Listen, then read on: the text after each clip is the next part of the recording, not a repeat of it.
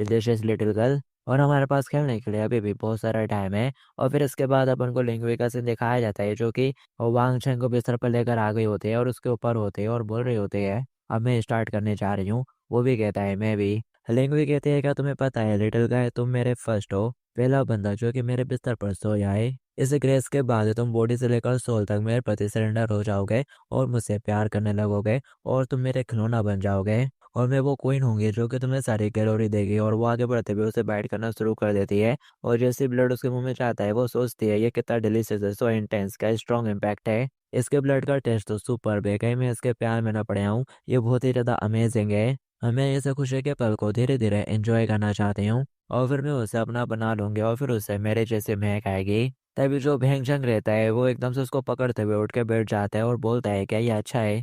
लिंगी हुई बोलती है, क्या तुम ये सोच रहे हो कि ग्रेसनी मेरी अभी तक खत्म क्यों नहीं हुई, अभी बहुत जल्दी है। अभी तो मुझे तुम्हें अंदर तक थोड़ा और चूसना है। तुम भी ब्लेसफुल के इस प्रोसेस को धीरे धीरे एंजॉय करो, अभी भी रात बहुत ज़्यादा लंबी है। और वैसे भी क्या तुमने पहले नहीं कहा था कि तुम मुझे खाने वाले हो? कम ऑन, कहीं तुम डरे हुए तो नहीं हो ना? तभी वो एकदम से उसको पकड़ने लगता है और बोलता है ठीक है तो फिर अब मैं तुम्हें खाऊंगा। और वो आगे बढ़ते हुए उसे कस के बाइट करना शुरू कर देता है। वो एकदम चौंक जाती है और चिल्ला रही होती है, आखिर ये सब क्या है, तुम्हारे पास ऐसे दांत क्यों है, जाने दो मुझे। लेकिन वो उसे नहीं छोड़ता और वह उसका खून चूसे जा रहा होता है दांत गड़ाकर। और वो सोच रही होती है आखिर ये सब क्या चल रहा है, और मुझे डोमिनेट किया जा रहा है, नहीं मैं यहाँ पर बेनिफैक्टर हूँ, यहाँ पर मैं मास्टर हूँ। और वो चिल्लाते हुए उससे कहती है जल्दी से बाहर निकलो।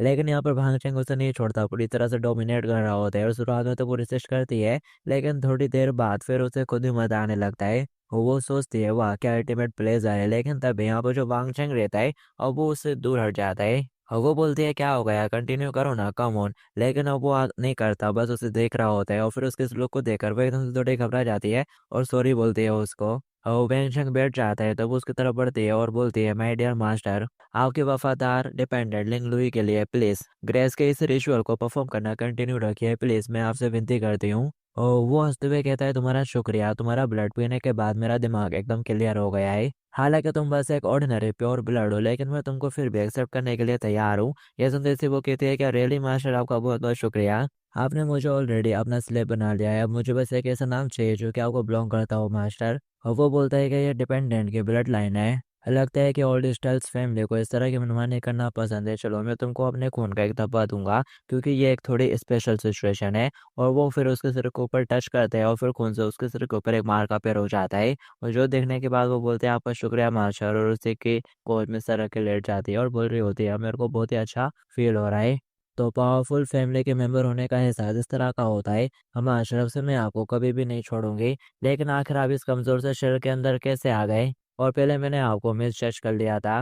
और वो उसकी तरफ घूरते हुए कहता है ये ऐसी बात नहीं है जो कि तुमको जाननी चाहिए। तो वो काफी तक घबरा जाती है और सॉरी बोलना शुरू कर देती है। और वो उससे बोलता है मेरे को थोड़ा आराम करने की जरूरत है, बाकी सभी शरीर के ऊपर छोड़ दो। और वो मेरा दूसरा रूप है जो कि ग्रो हो रहा है, ठीक है, और तुमको उसके प्रति भी वफादार रहना है, तुमको आ रही बात समझ में? वो बोलती है हाँ मास्टर। और वो आगे बोलता है मैं ज़्यादा ध्यान अटक नहीं करना चाहता हूँ, इसलिए मैं ये डिक्लेयर करता हूँ कि मैं तुम्हारा डिपेंडेंट हूँ, ठीक है। वो बोलते हैं समझ गई। वो लेट जाता है और कह रहा होता है ठीक है मुझे थोड़ा आराम करने दो। और उसके सोने के बाद वो उसके पास ही बैठकर उसको घूर रही होती है और सोच रही होती है मास्टर सोते हुए वाकई में कितने तक क्यूट लगते हैं। और अब मुझे दो अलग अलग पर्सनैलिटी वाले मास्टर मिल चुके हैं, मैं बहुत ही ज़्यादा खुश हूँ। हालांकि उस मास्टर की मेमोरी कमजोर है और मैं उसे डरा नहीं सकती, तो इसे और बेहतर कैसे करे। अरे हाँ मैं समझ गई। और फिर नेक्स्ट सीन में जब वांग चेंग की आंखें खुलती है तो इस बार चेंग होश में आया हुआ रहता है। वो अपना सर पकड़ लेता है और बोल रहा होता है मेरा सर ये बहुत जोर से हर्ट हो रहा है। और फिर तभी एकदम से उसका ध्यान थोड़ा पीछे साइड जाता है। डेंगू बैठी रहती है जो कि उससे कह रही होती है बधाई हो, और तुम्हारा सिलेक्शन हो चुका है मेरा लेटर डिपेंडेंट बनने के लिए, तो क्या अब लोग स्टार्ट कर सकते हैं?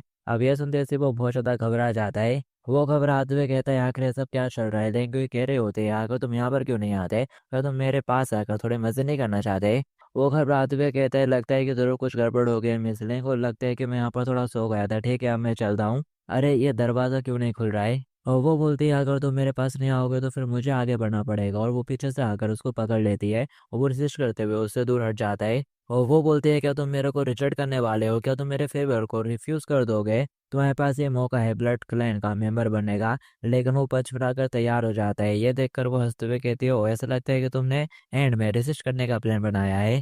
और वांग चेंग कहता है मुझे किसी और की कठपुतली बनकर खुद को खोने का कोई भी शौक नहीं है, इससे बेहतर होगा कि मैं मर जाऊं। और वो बोलती है अच्छा तो तुम ऐसा सोचते हो, वैसे ये गलत है। जब तुमसे ज़्यादा पावरफुल पर्सन तुम्हारे मन का मास्टर बन जाता है तो तुमको किसी भी तरह का रिस्ट महसूस नहीं होता है, बल्कि वहाँ पर सिर्फ खुशी ही होती है।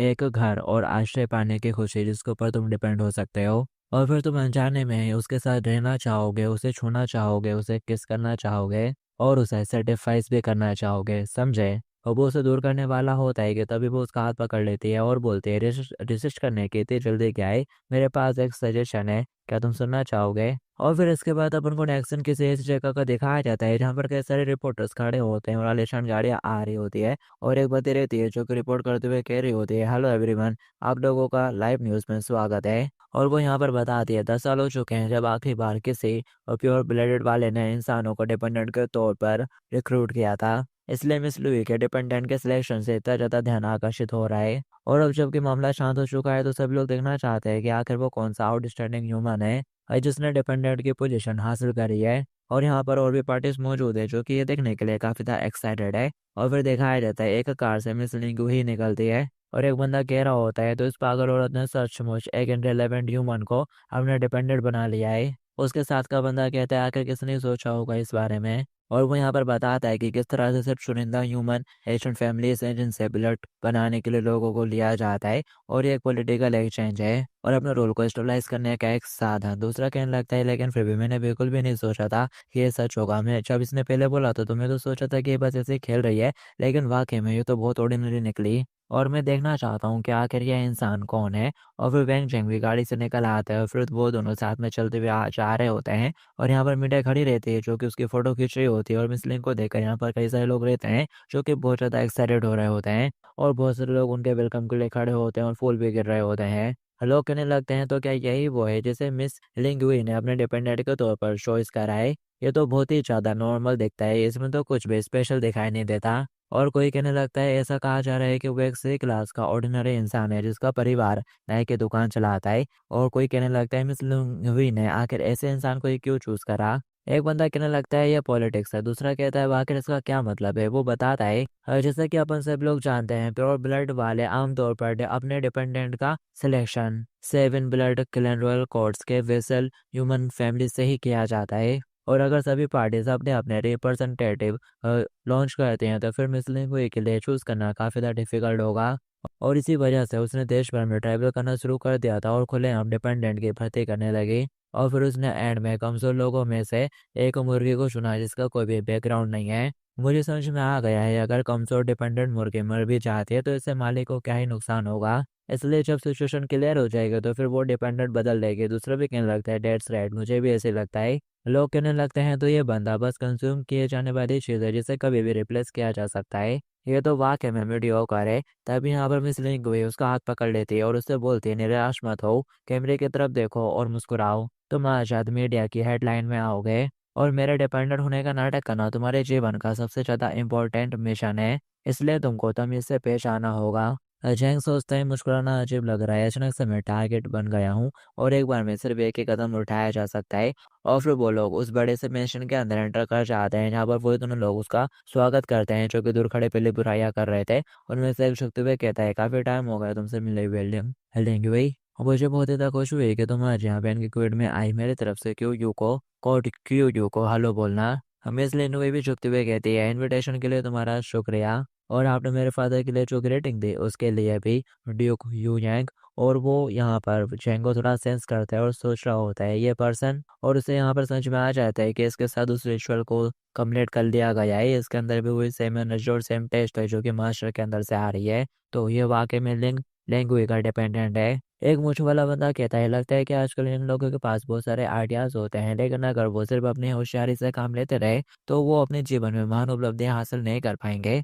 मिस लिंगुई कहती है मैं समझ गई, अंकल्स का शुक्रिया मेरी इतनी केयर करने के लिए। और वो जंग से कहने लगती है तुम देख रहे हो ना, तुम पर नजर रखी जा रही है और बहुत सारे लोग इस बात से खुश नहीं है कि मैंने तुमको चुना है, वो तुमको हल्के में लेंगे, आखिरकार तुम कमजोर हो। जरा उधर देखो, कोई तो बेसब्री से इंतजार कर रहा है। और ब्लड ग्लैंड की वजह से इन लोगों के लिए एक्शन लेना थोड़ा असुविधाजनक है और ये उनके डिपेंडेंट्स है। तो अब तुम क्या करने वाले हो। और वो कहता है आखिर मैं क्या ही कर सकता हूँ, मैं तो बस एक नॉर्मल सा पर्सन हूँ जिसके पास कोई भी पावर नहीं है। और वो कहती है अगर तुम उनसे छुटकारा पा सको तो फिर रिवॉर्ड के तौर पर मैं तुमको सिखाऊंगी कि सुपर नेचुरल पावर्स का यूज़ कैसे करते हैं। इसके बारे में क्या ख्याल है? अब ये सुनते से वो थोड़ा हैरान हो जाता है